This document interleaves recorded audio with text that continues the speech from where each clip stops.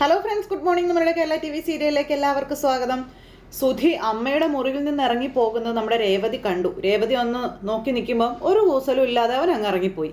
ആ സമയത്ത് നമ്മുടെ രേവതി അവിടെ നിന്ന് കഴിഞ്ഞു പോയ ഓരോ കാര്യങ്ങളും മകൻ കട്ടെടുത്ത് സ്വന്തം കുടുംബത്തെ അപമാനിച്ചപ്പോഴും മകന് വേണ്ടി വക്കാലത്ത് പിടിച്ച ചന്ദ്രമതി എന്ന് പറയുന്നവളെ കുറിച്ച് ഓർത്ത് നമ്മുടെ രേവതി ഇങ്ങനെ അവിടെ നിൽക്കുക. ചന്ദ്രമതി അന്നേരം റൂമിൽ ഇങ്ങനെ തേരാപ്പാര തെക്കോ വടക്കിങ്ങനെ നടക്കുവാണ്. ഇത് കഴിഞ്ഞ് പിന്നെ നമ്മുടെ രേവതി റൂമിൽ പോയിരുന്ന് ഭയങ്കര കരച്ചിൽ. ചന്ദ്രമതി പറഞ്ഞ കാര്യങ്ങളെല്ലാം ഓർത്ത് ഇവൻ്റെ മുഖത്ത് നോക്കി ഇവൻ്റെ മുഖത്ത് കള്ളനെന്ന് എഴുതി വെച്ചിട്ടുണ്ടെന്നൊക്കെ പറഞ്ഞു. അതെല്ലാം പറഞ്ഞതും കേട്ടതും എല്ലാം ഓർത്തിരുന്ന് ഭയങ്കര കരച്ചിൽ. ആ സമയത്ത് നമ്മുടെ സച്ചി റൂമിലേക്ക് വന്നപ്പോൾ രേവതി ഇരുന്ന് കരയുന്നതാണ് കാണുന്നത്. അപ്പോൾ സച്ചി വേഗം രേവതിയുടെ അടുത്തേക്ക് ചെന്നിട്ട്, രേവതി എന്താ പറ്റിയേ, നീ എന്തിനോട് ഇരുന്ന് കരയുന്നേന്ന് ചോദിച്ചു. ഒന്നുമില്ല എന്നും പറഞ്ഞ് രേവതി ഇങ്ങനെ ഒഴിഞ്ഞു മാറാനായിട്ട് നോക്കുക. ഇനി എന്താ അമ്മ വീണ്ടും വല്ലതും പറഞ്ഞോ എന്ന് ചോദിച്ചു. അപ്പോൾ പറയേണ്ടതൊക്കെ പറഞ്ഞു കഴിഞ്ഞില്ലേ സച്ചേട്ടാ, ഇനിയിപ്പോൾ എന്താ പ്രത്യേകിച്ച് പറയാനുള്ളത്? പാവം എൻ്റെ അമ്മയും അനിയനും ഒരു തെറ്റും ചെയ്യാതെ ഇതൊക്കെ കേൾക്കുന്നത് എന്നുള്ള കാര്യം രേവതി അന്നേരം സച്ചിയോട് പറയുക. ശരത്ത് നിരപരാധിയാണെന്നുള്ള കാര്യം എല്ലാവർക്കും മനസ്സിലായില്ലേ, അമ്മയെ കൊണ്ട് മാപ്പും പറയിച്ചില്ലേ, പിന്നെ എന്തിനാ നീ കരയുന്നതെന്ന് സച്ചി ചോദിക്കുക രേവതിയോട്. അത് കേട്ട് കഴിഞ്ഞപ്പോഴും കരച്ചിൽ. അമ്മയും മകനും ചേർന്നുള്ള നാടകമായിരുന്നു ഇത്. അവസാനം വാ മൂടി കെട്ടിയതുപോലെ നിർത്തിയില്ലേ അമ്മയെ. നിന്റെ കുടുംബത്തെ അപമാനിക്കാൻ നോക്കിയിട്ട് അവസാനം അമ്മയല്ലേ അപമാനിതയായത്. വിട്ട് കള, അതൊന്നും നീ ഓർത്ത് സങ്കടപ്പെടണ്ടെന്ന് പറഞ്ഞു. ഇങ്ങനെ ഇരുന്ന് കരഞ്ഞോണ്ട് എന്താ കാര്യം, കരയാതെ എന്ന് പറഞ്ഞു. അപ്പം എത്ര തവണയായി സച്ചേട്ട ഇങ്ങനെ എന്നെയും കുടുംബത്തെയും അപമാനിച്ചുകൊണ്ടേയിരിക്കുന്നു. ഞങ്ങൾ പാവങ്ങളായതുകൊണ്ടല്ലേ ഇങ്ങനെയൊക്കെ ഞങ്ങളെ ചവിട്ടി അരയ്ക്കുന്നത്. ഇവിടെ ഉള്ളവരൊക്കെ പിന്നെ കോടീശ്വരന്മാരാണല്ലോ. രാജപരമ്പരയിൽപ്പെട്ട ഒരാളാണ് എൻ്റെ അമ്മ. പണം കൊണ്ടുള്ള മെത്തയിലാണ് അവർ കിടന്നുറങ്ങുന്നത്. അത് നിനക്കറിയില്ലേ? എൻ്റെ പൊന്ന് രേവതി, നിന്റെ കുടുംബം പോലെ തന്നെ ഒരു സാധാരണ കുടുംബം തന്നെയാണ് ഇതും. ഞാനൊരു സാധാരണക്കാരനായ ഡ്രൈവറും. നീ എന്തിനാ നിന്നെയും കുടുംബത്തെയും എപ്പോഴും ഇങ്ങനെ താഴ്ത്തി സംസാരിക്കുന്നേ? എല്ലാവരും ഒരുപോലെ അല്ലേന്ന് ചോദിച്ചു. അപ്പോൾ അത് കേട്ടപ്പോഴും രേവതിയുടെ സങ്കടം അടക്കാനായിട്ട് പറ്റുന്നില്ല. ശ്രുതിയുടെ അനുജനായിരുന്നെങ്കിൽ അവനോട് അമ്മ ഇങ്ങനെയൊക്കെ പെരുമാറുമായിരുന്നു എന്ന് ചോദിച്ചു. കള്ളൻ എന്ന മുദ്ര കുത്തി ഇങ്ങനെയൊക്കെ ഇട്ട് അപമാനിക്കുമായിരുന്നു എന്ന് ചോദിച്ചു. ഒരിക്കലും അമ്മ അങ്ങനെ ചെയ്യില്ല. അവർ പണക്കാരൻ, മലേഷ്യയിൽ ബിസിനസ് നടത്തുന്ന കോടീശ്വരനാ ശ്രുതിയുടെ അച്ഛൻ. അതിൻ്റെതായ ബഹുമാനവും സ്നേഹവും അമ്മ ശ്രുതിക്ക് കൊടുക്കുന്നുണ്ടെന്നുള്ള കാര്യമൊക്കെ പറഞ്ഞ് പാവങ്ങളായതുകൊണ്ട് തന്നെയാ പണം മോഷ്ടിച്ചു എന്നും പറഞ്ഞ് ഞങ്ങളെ ഇങ്ങനെ ഇട്ട് ചവിട്ടി അരയ്ക്കുന്നത്. അത് ശരിയല്ലേ സച്ചേട്ടാന്ന് ചോദിച്ചു രേവതി ഇങ്ങനെ ഭയങ്കര കരച്ചിൽ. അത് കേട്ട് കഴിഞ്ഞപ്പോൾ സച്ചിക്ക് ഭയങ്കര സങ്കടമായിട്ടോ. എൻ്റെ അമ്മയും അനുജനും അനുജത്തിയും അപമാനിതരായി എല്ലാവരുടെയും മുന്നിൽ തലകുനിച്ച് നിൽക്കുന്ന രംഗം എൻ്റെ മനസ്സിൽ നിന്നും ആയിരുന്നില്ല സച്ചേട്ടാ. പുറത്തുനിന്നുള്ള ആരെങ്കിലും ആയിരുന്നു ഇങ്ങനെയൊക്കെ പറയുന്നതെങ്കിലേ ഞാൻ അവർക്ക് വേണ്ടുന്നത് കൊടുത്തേനെ. പക്ഷേ അമ്മയായതുകൊണ്ട് എനിക്കൊന്നും ചെയ്യാൻ പറ്റുന്നില്ലെന്ന് പറഞ്ഞപ്പോൾ അമ്മയായതുകൊണ്ട് നമ്മൾ തെറ്റ് ചെയ്യാത്തിടത്തോളം നമ്മൾ ആരെയും പേടിക്കേണ്ട കാര്യമില്ല രേവതി. നമ്മൾ വേണ്ടുന്ന സമയത്ത് തക്കതായ മറുപടി കൊടുത്തിരിക്കണം. അത് അമ്മയെന്നല്ല ആരായാലും ശരി, വേണ്ടുന്ന സമയത്ത് കൊടുത്തിരിക്കണം. അല്ലാതെ അപ്പം വേണ്ടാതിരുന്നിട്ട് മുറിയിൽ വന്നിരുന്ന് ചുമ്മാ ഇരുന്ന് കരയല്ല വേണ്ടതെന്ന് പറഞ്ഞു. എന്ന് പറയാനാ ഞാൻ? ശരത്തിന് അങ്ങനെ ഒരു തെറ്റ് പറ്റിയിട്ടുണ്ട്, അതിൽ അവന് കുറ്റബോധമുണ്ട്. ഇന്നേ വരെ ഞങ്ങളാരും ഒരു പൈസ പോലും മോഷ്ടിച്ചിട്ടില്ല, മോഷ്ടിക്കുകയില്ല എന്നും രേവതി പറയാം. നല്ലവണ്ണം അധ്വാനിച്ച് തന്നെയാ കുടുംബം പുലർത്തിയിരുന്നത് നല്ല കാര്യമൊക്കെ പറഞ്ഞ് കച്ചവടം ഇല്ലാത്ത പട്ടിണി കിടന്നിട്ടുണ്ട്, അപ്പോഴും ആരുടെ മുന്നിലും കൈ നീട്ടിയിട്ടില്ലെന്നൊക്കെ പറഞ്ഞ് രേവതി ഇങ്ങനെ തൻ്റെ സങ്കടങ്ങളും മുഴുവനും പറയാം. മോഷ്ടാക്കളുടെ കുടുംബമാണത്ര ഞങ്ങളുടേത്. അപ്പം അമ്മ അങ്ങനെ പറയരുതായിരുന്നു. അവരങ്ങനെ പറഞ്ഞത് ശരിക്കും തെറ്റായിപ്പോയി. അതുകൊണ്ട് തന്നെയാ ഞാൻ അമ്മയോട് കയർത്ത് സംസാരിച്ചതെന്നുള്ള കാര്യം സച്ചി രേവതിയോട് പറയാം. രേവതിക്ക് സങ്കടം അടക്കാൻ കഴിയുന്നില്ല കേട്ടോ. ഭയങ്കര കരച്ചിലാണ് രേവതി, സങ്കടം താങ്ങാനാകാതെ. ആ സമയത്ത് സച്ചി അടുത്തേക്ക് ചെന്നിരുന്നിട്ട് ഒടുക്കം സത്യം എന്താണെന്ന് എല്ലാവർക്കും മനസ്സിലായില്ലേ, നീ ഇങ്ങനെ കരയാതിരിക്കാൻ പറഞ്ഞു. എൻ്റെ അമ്മയ്ക്ക് ഇതൊന്നും സഹിക്കാൻ കഴിയില്ല സച്ചിയേട്ടാ, അമ്മയുടെ കാര്യം ഓർക്കുമ്പോഴാണ് എനിക്കെന്നും പറഞ്ഞുകൊണ്ട് രേവതി വീണ്ടും വീണ്ടും കരഞ്ഞുകൊണ്ടേയിരിക്കുന്നു. ആ സമയത്ത് നീ അത് വിട്ടുകള രേവതി, നീ ഇങ്ങനെ സങ്കടപ്പെടല്ലേ, നീ ഇങ്ങനെ സങ്കടപ്പെട്ടാൽ എനിക്ക് സങ്കടമാവില്ലേ എന്ന് പറഞ്ഞു. അമ്മ പറയുന്ന കാര്യങ്ങൾക്കൊന്നും നീ വാല്യൂ കൊടുക്കണ്ടെന്നും പറഞ്ഞു. എന്തിനാ ഇങ്ങനെ കരയുന്നതെന്ന് ചോദിച്ച് രേവതിയെ ചേർത്ത് പിടിക്കുക. അപ്പോഴേക്ക് നമ്മുടെ രേവതിക്ക് ആ ഒരു വല്ലാത്തൊരു ഇത് അപ്പോഴത്തേക്ക് നമ്മുടെ സച്ചി കുറച്ച് വെള്ളം എടുത്ത് രേവതിയോട് കുടിക്കാൻ പറഞ്ഞു കൊടുത്തു. രേവതി ആ വെള്ളമൊക്കെ കുടിച്ചു. അത് കഴിഞ്ഞപ്പോൾ നീ കരയേണ്ട ആവശ്യമൊന്നുമില്ല. അച്ഛമ്മ എപ്പോഴും പറയാറുണ്ട്, നമ്മുടെ ഭാഗത്ത് സത്യം ഉണ്ടെങ്കിൽ എന്ത് സംഭവിച്ചാലും ആ സത്യം നമ്മളെ രക്ഷപ്പെടുത്തുമെന്ന്. ശരത്ത് തെറ്റ് ചെയ്തിട്ടില്ല, സത്യം അവൻ്റെ ഭാഗത്താ, അതുകൊണ്ട് അവൻ രക്ഷപ്പെട്ടു. മാങ്ങാണ്ടി നട്ട മാവുണ്ടാവും, അല്ലാണ്ട് കാഞ്ഞിരമരം ഉണ്ടാവില്ലല്ലോ എന്ന് നമ്മുടെ സച്ചി രേവതിയോട് പറഞ്ഞു കേട്ടോ. ഞാനൊരു ഉദാഹരണം പറഞ്ഞതേ ഉള്ളൂ. നല്ലത് ചെയ്താൽ നല്ലത് കിട്ടും, അതാര് വിചാരിച്ചാലും മാറ്റാനൊന്നും കഴിയില്ല എന്നും സച്ചി രേവതിയോട് പറയുവാണ്. എൻ്റെ അമ്മ പലതും പറയും, മുന്നും പിന്നെ നോക്കാതെ അവർ സംസാരിക്കും. ദേ നീ പൂ കിട്ടുന്നവളല്ലേ, എല്ലാ പൂക്കൾക്കും ഒരേ കളറാണോ എന്ന് ചോദിച്ചപ്പം അല്ല, മല്ലി, മുല്ല, റോസ് എന്ന് വേണ്ട എല്ലാ പൂക്കൾക്കും വേറെ വേറെ നിറങ്ങളാണെന്ന് നമ്മുടെ രേവതി അന്നേരം പറഞ്ഞു. ഇത് നിങ്ങൾക്കും അറിയാവുന്നതല്ലേ, എന്തിനാ ചോദിച്ചേ? അപ്പോഴേക്കും ഓഹോ, പൂക്കളെക്കുറിച്ച് പറയുമ്പോൾ LED ബൾബ് പോലെ ആ മുഖം പ്രകാശിക്കുന്നത് കണ്ടോന്ന് സച്ചി അന്നേരം രേവതിയോട്. പൂക്കൾ പല കളറിൽ, പിന്നെ മനുഷ്യരുടെ കാര്യം പറയണോ, അവർ പല തരക്കാരാ.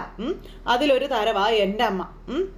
എല്ലാ പൂക്കളും നമ്മൾ തലയിൽ ചൂടാറില്ലല്ലോ, ഉണ്ടോ? അതുപോലെ അമ്മ പറയുന്ന വാക്കും നമ്മൾ ചെവിയിലെടുക്കേണ്ട കാര്യമില്ല, നീ വിട്ട് കളഞ്ഞേക്കാൻ പറഞ്ഞു. അങ്ങനെ ഉപമകൾ പറഞ്ഞ് നമ്മുടെ രേവതിയെ സമാധാനിപ്പിക്കാം. എന്നെ കാണാൻ എൻ്റെ അമ്മയും സഹോദരങ്ങളും ഇനി ഈ വീട്ടിലേക്ക് വരുമോയെന്ന് രേവതി ചോദിച്ചു. എങ്ങനെ അവരിങ്ങോട്ടേക്ക് വരുന്നത്? ഒരു ബഹുമാനവും കൊടുക്കാത്ത ഈ വീട്ടിൽ എങ്ങനെ അവർ വരും? അപ്പം ഞാനല്ലേ ഇവിടെ ഉള്ളത്, അവരെ ബഹുമാനിക്കാനും സ്നേഹിക്കാനും ഞാനിവിടെ ഇല്ലേ എന്ന് സച്ചി ചോദിച്ചു. നിന്റെ അമ്മ എൻ്റെ കൂടെ അമ്മയാ, സഹോദരങ്ങൾ എൻ്റെ സഹോദരങ്ങളാ, മനസ്സിലായോ നിനക്ക്? നിങ്ങളുടെ അച്ഛൻ ഇപ്പം ഇല്ല, അദ്ദേഹം എങ്ങനെ നിങ്ങളെ സ്നേഹിക്കുകയും സംരക്ഷിക്കുകയും ചെയ്തോ അതുപോലെ തന്നെ ഞാൻ നിങ്ങളെ സ്നേഹിക്കുകയും സംരക്ഷിക്കുകയും ചെയ്യും. ആര് ബഹുമാനിച്ചില്ലെങ്കിലും ഞാൻ ബഹുമാനിക്കുന്നുണ്ട് നിങ്ങളെ. ഞാനുള്ളിടത്തോളം കാലം നിന്റെ അമ്മയ്ക്കും സഹോദരങ്ങൾക്കും ഈ വീട്ടിൽ ധൈര്യത്തോടെ കടന്നു വരാം. ആരും അവരെ അപമാനിക്കില്ല, അതിന് ഞാൻ സമ്മതിക്കില്ല. എന്താ പോരേന്ന് ചോദിച്ചു. അപ്പോഴേക്ക് രേവതിക്ക് ഭയങ്കര സന്തോഷം. രേവതി ഓടി ചെന്ന് കെട്ടി അങ്ങ് പിടിച്ചു. ഇതെന്താടോ എന്ന് ചോദിച്ചപ്പം സന്തോഷം കൊണ്ടാണെന്ന് പറഞ്ഞു. അങ്ങനെ അവർ രണ്ടുപേരും കൂടെ സ്നേഹിച്ച് കണ്ണിൽ നോക്കി ഇങ്ങനെ നിൽക്കുക. രേവതി നമ്മുടെ സച്ചിയുടെ കവിളത്തൊരു ഉമ്മയൊക്കെ കൊടുത്തു. അത് കഴിഞ്ഞ് രണ്ടുപേരും കൂടെ കെട്ടിപ്പിടിച്ചിങ്ങനെ അവിടെ നിൽക്കുന്നു. അപ്പോഴാണ് നമ്മുടെ സച്ചിക്കൊന്ന് സന്തോഷമായത്. ഇതെല്ലാം കഴിഞ്ഞതിന് ശേഷം പിന്നെ കാണിക്കും നമ്മുടെ ശ്രീ ഇങ്ങനെ സൈഡിൽ വെയിറ്റ് ചെയ്ത് നിൽക്കുന്നു, റോഡ് സൈഡിൽ. അപ്പോഴേക്കും നമ്മുടെ വർഷ അങ്ങോട്ടേക്ക് വന്നു. ഇതെന്താ ഇടയ്ക്കിടയ്ക്ക് തൻ്റെ വണ്ടി ഇങ്ങനെ തകരാറാകുന്നതെന്ന് ചോദിച്ചു. അറിയില്ല, എന്താ കാര്യമായ പ്രോബ്ലം ഉണ്ടെന്ന് വർഷം എന്നേരം പറയാം. ഓടിക്കുന്നവരുടെ തകരാറ് ഒന്നും പ്രോബ്ലം ആകാം എന്ന് പറഞ്ഞു ശ്രീ. എനിക്ക് സ്കൂട്ടർ നേരാവണ്ണം ഓടിക്കാൻ അറിയില്ലെന്നാണോ നീ പറയുന്നതെന്ന് വർഷം ചോദിച്ചപ്പം, നീ എപ്പോഴാണ് നേരാവണ്ണം ഓടിച്ചിട്ടുള്ളത്? എൻ്റെ കൺമുന്നിൽ വെച്ചല്ലേ നീ ഒരു സ്ത്രീ ഇടിച്ചിട്ടത്? സത്യം പറ, നേരായ വഴിക്ക് തന്നെയാണോ നിനക്ക് ലൈസൻസ് കിട്ടിയത്, അതോ നിന്റെ അച്ഛൻ്റെ സ്വാധീനം ഉപയോഗിച്ച് വളഞ്ഞ വഴിയിലൂടെ എടുത്തു തന്നതാണോ എന്ന് ചോദിച്ചപ്പോൾ, നീ എന്താ എന്നെ കളിയാക്കുവാണോ എന്ന് ചോദിച്ചു. ഞാൻ കഷ്ടപ്പെട്ട് പഠിച്ച് തന്നെയാണ് ലൈസൻസ് എടുത്തതെന്ന് വർഷ പറയാം. അപ്പോഴത്തേക്കും നമ്മുടെ ശ്രീക്ക് ചിരി വന്നു. അപ്പോൾ ചിരിച്ചപ്പോൾ നീ എന്തിനാ ചിരിക്കുന്നതെന്ന് ചോദിച്ചു. അല്ല, നീ ഒരു ലൈസൻസ് എടുക്കേണ്ട കാര്യമില്ലായിരുന്നു എന്ന് പറഞ്ഞു. അങ്ങനെ ഒന്നും രണ്ടും അങ്ങോട്ടും ഇങ്ങോട്ടും പറഞ്ഞ് ഇവർ തമാശയും വഴക്കും കുറുമ്പും കുസൃതിയൊക്കെ ആയിട്ട് ഇങ്ങനെ നിൽക്കുന്നു. അത് കഴിഞ്ഞ് തന്നെ നമ്മുടെ ശ്രീ വർഷയും കൊണ്ടുപോയി. അപ്പോൾ വർഷയെ കൊണ്ടുവിടാനായിട്ട് പോവുക. ഈ കാഴ്ച വീണ്ടും ഒരാൾ കാണുന്നു. വേറെ ആരുമല്ല, ഭാമ കണ്ടു കഴിഞ്ഞപ്പം ശ്രീകാന്ത് അല്ലേ അത്, പുറകിലിരിക്കുന്ന പെണ്ണേതാ എന്നൊക്കെ ഇങ്ങനെ അവിടെ ചിന്തിക്കാം. ഇവനാൾ കൊള്ളാവല്ലോ, ചന്ദ്ര ഇത് വല്ലതും അറിയുന്നുണ്ടാവോ എന്തോന്നും പറഞ്ഞുകൊണ്ട് ഭാമ ഇങ്ങനെ അവിടെ നിൽക്കുക.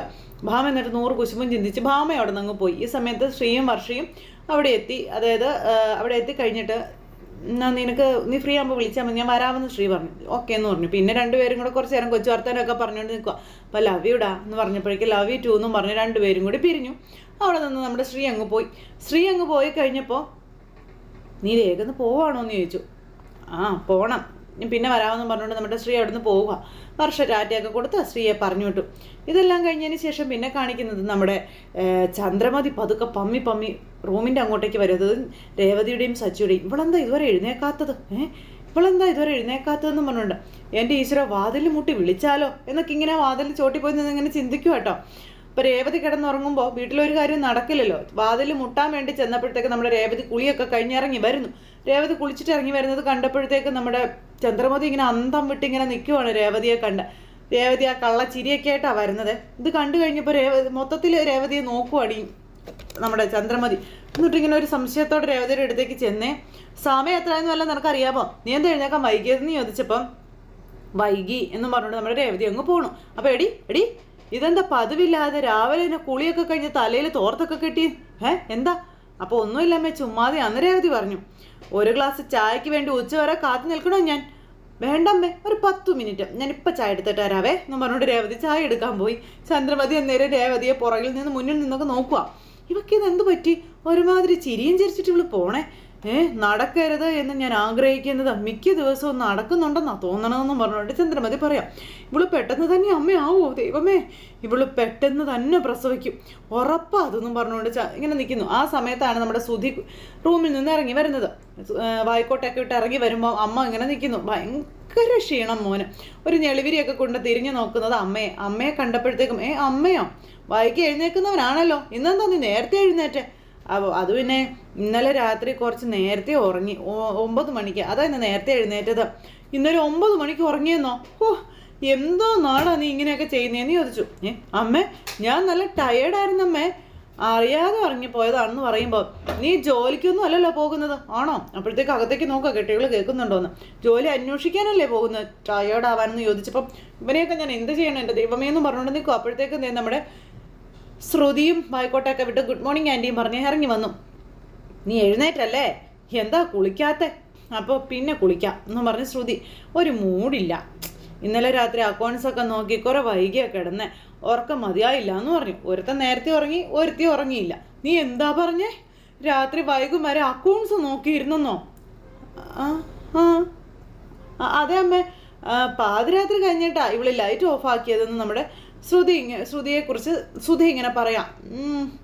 അമ്മേ, എനിക്കൊരു കോഫി വേണമായിരുന്നു, അമ്മ എനിക്കൊരു കോഫി ഇട്ടുതരുമോ? അപ്പോൾ കോഫിയല്ല നിനക്ക് വേണ്ടത്, അടിച്ചിട്ട് പല്ല് പറിക്കുക വേണ്ടെന്ന് പറഞ്ഞുകൊണ്ട് ചന്ദ്രമതി ശ്രുതിയെ തല്ലാൻ തുടങ്ങണു. അമ്മ, ഞാനൊരു കോഫിയല്ലേ ചോദിച്ചുള്ളൂ, അതിനിങ്ങനെ അടിക്കൂന്നൊക്കെ എന്തിനാ പറയുന്നേ എന്ന് ചോദിച്ചപ്പോൾ ഇങ്ങനെ നോക്കുക കേട്ടോ. അപ്പോഴത്തേക്കും നമ്മുടെ ശ്രുതി ഇങ്ങനെ ഒരു ഇതൊക്കെ ആയിട്ട് നിൽക്കുക. ചന്ദ്രമതിക്ക് നിങ്ങൾ ദഹിച്ചില്ല, 9 മണിക്ക് ഉറങ്ങിയിട്ടവൻ കോഫി വേണോ അത്രയെന്ന് പറഞ്ഞുകൊണ്ട് ഇങ്ങനെ ദേഷ്യപ്പെടുക. അപ്പോൾ രേവതിയും സച്ചിയും അവിടെ ജീവിതത്തിൽ ഒന്നാകുമ്പോൾ ഇവിടെ മൂത്ത മോനും അതുപോലെ ശ്രുതിയും കൂടി ചന്ദ്രമതിക്ക് മുട്ടം പണിയാണ് കൊടുത്തോണ്ടിരിക്കുന്നത്. ചന്ദ്രമതി ഇതൊക്കെ കണ്ട് ചങ്ക് പൊട്ടി ഇങ്ങനെ അവിടെ നിൽക്കുക കേട്ടോ. അങ്ങനെ നിൽക്കുന്നു. എന്താ ശ്രുതി നിങ്ങളിങ്ങനെ എന്ന് ചോദിച്ചപ്പോൾ ശ്രുതി ഇങ്ങനെ നോക്കുക. പാതിരാത്രി വരെ അക്കൗണ്ട്സ് നോക്കിയിരുന്നല്ലേ? കഷ്ടം തന്നെ, കഷ്ടം എന്ന് പറഞ്ഞ് തലയും ചൊറിഞ്ഞിങ്ങനെ നിൽക്കുക. നിങ്ങളൊക്കെ വിശ്വസിച്ച് എന്നെ പറഞ്ഞാൽ മതിയല്ലോ എന്നും പറഞ്ഞു. അപ്പോൾ ഇവർക്കൊന്നും മനസ്സിലാകുന്നില്ല, പ്രത്യേകിച്ച് ശ്രുതിക്ക്. തുള്ളിച്ചാടി ശ്രുതി അങ്ങോട്ടേക്ക് പോയി. ശ്രുതിയുടെ മുന്നിൽ നിന്ന് ചന്ദ്രമതി അങ്ങോട്ടേക്ക് പോയി. അമ്മ ഒരു കോഫിയിലേ ചോദിച്ചുള്ളൂ, അതിന് അമ്മ എന്തിനെങ്കിലും ഒച്ച വയ്ക്കുന്നത്, ദേഷ്യപ്പെടുന്നതെന്നൊക്കെ ശ്രുതി ചോദിക്കാം. അപ്പോൾ ശ്രുതിക്ക് ഇപ്പോഴും കാര്യം മനസ്സിലായില്ലെന്ന് ശ്രുതി ചോദിച്ചു. എന്താ കാര്യം? കഷ്ടം, കുളിച്ച് ഓഫീസിൽ പോകാൻ നോക്കാൻ പറഞ്ഞു. അപ്പോൾ എന്ത് ഓഫീസ് എന്ന് ശ്രുതി എന്നും ചോദിച്ചു. ശ്രുതി തിരിച്ചു വന്നു. എന്ത് ഓഫീസെന്നോ? അതെന്താ നീ അങ്ങനെ പറഞ്ഞേ? അല്ല, ഏത് ഓഫീസെന്ന്? ഞാൻ ഓഫീസിലല്ലല്ലോ, ഞാൻ കാർ ഷോറൂമിലല്ലേ ജോലി ചെയ്യുന്നേ. അതാ ഞാൻ ഉദ്ദേശിച്ചതേ. ഷോറൂം എങ്കിൽ ഷോറൂം പോകാൻ നോക്കാൻ പറഞ്ഞു. അല്ല, കോഫിയോ? ശ്രുതി നീ ഒന്ന് കുളിക്ക്, ഞാൻ കോഫി കൊണ്ട് തരാമെന്ന് പറഞ്ഞു ശ്രുതി. ശരിയെന്ന് പറഞ്ഞുകൊണ്ട് ശ്രുതി കുളിക്കാൻ പോയി. ഈ സമയത്ത് പിന്നെ കാണിക്കുന്ന നമ്മുടെ രേവതിയുടെ അരിയത്തി ഇങ്ങനെ സൈക്കിളും കൊണ്ട് അതിലെ വരുമോ. അപ്പോഴാണ് ശ്രീ അതിലെ ചെല്ലുന്നത്. അപ്പോൾ നീ എന്താ ഈ സൈക്കിളും ഒക്കെ ആയിട്ട് ഇതിൽ വരുന്നേ? ഇതെന്താ തള്ളിക്കൊണ്ട് പോണേ, ഓടിക്കാൻ അറിയില്ലെന്ന് ചോദിച്ചു. അപ്പോൾ ഞാൻ ഇതിന് മുമ്പ് സൈക്കിൾ ഓടിക്കുന്നത് നീ കണ്ടിട്ടില്ലേ? അപ്പോൾ എനിക്ക് നന്നായിട്ട് സൈക്കിൾ ഓടിക്കാൻ അറിയാമെന്ന് ദേവ് പറഞ്ഞു.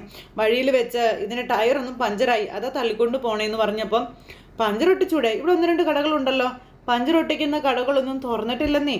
സ്ഥിരമായി പൂക്കൾ കൊടുക്കുന്ന 2-3 വീടുകളും കടകളിലും പൂക്കൾ എത്തിക്കണം. അവരാണെങ്കിൽ എന്താ വരാത്തതെന്ന് പറഞ്ഞ് വിളിച്ചുകൊണ്ടിരിക്കുകയാണെന്ന് ദേവ് പറഞ്ഞു. നടന്നൊന്ന് എത്തണ്ടേ, കുറച്ച് സമയം പിടിക്കും, കുറച്ച് ദൂരം പോകാനുണ്ടെന്ന് പറഞ്ഞു. സൈക്കിളും തള്ളിക്കൊണ്ട് നടന്നാലേ നീ ഇനിയും വൈകും. നീ എൻ്റെ ബൈക്കിൽ കയറാം, ഞാൻ വരാം. പൂ കൊണ്ട് കൊടുക്കേണ്ടടുത്തൊക്കെ ഞാൻ നിന്നെ ആക്കാം. തിരിച്ചെനിക്ക് ക്ഷേത്രത്തിലെത്തണം, എന്നെ കൊണ്ടുവിടാൻ നിന്നാൽ നീ വൈകുമെന്ന് പറഞ്ഞു. നിനക്ക് റെസ്റ്റോറൻറ്റിൽ പോകണ്ടേ? അതൊന്നും സാരമില്ല, നിൻ്റെ ഈ അവസ്ഥ കണ്ടിട്ട് എനിക്ക് പോകാൻ തോന്നുന്നില്ല എന്ന് പറയുമ്പോൾ എന്നാ ശരി, ഞാൻ സൈക്കിൾ അവിടെ വെക്കട്ടെ എന്ന് പറഞ്ഞ് ദേവ് സൈക്കിൾ കൊണ്ടുവന്ന് വെക്കാനായിട്ട് അങ്ങ് പോയി.